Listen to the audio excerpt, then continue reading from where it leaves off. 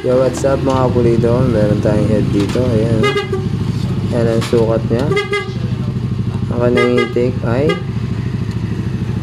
pero stock head ng look ha. Ayan. 28mm ang intake. Ang kanyang exhaust ay 24mm. Yan o. Stock look lang. Stock scam mga kapulido.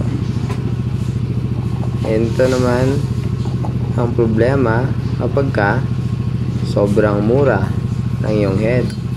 24. Yun yung tignan. 28.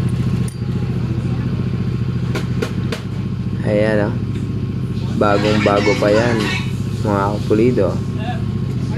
Napakalaki na ng alog. Ay, nako. So, dapat nating palitan Yan tayo, mga kapulido ang kanyang valve guide. Tingnan niyo ba naman, kaya pala napakaingay. Ang isang buwan pa lang to nagagamit. Oh, ayan, ang lala, diba? Papalitan natin to mga kapulido. Ayan, nabunot na yung kanyang valve guide. Pinalitan ng stock na pang Mio. Ayan, okay na. So, na-repair natin ang stock scam na head. Ito yung kanyang lumang valve guide.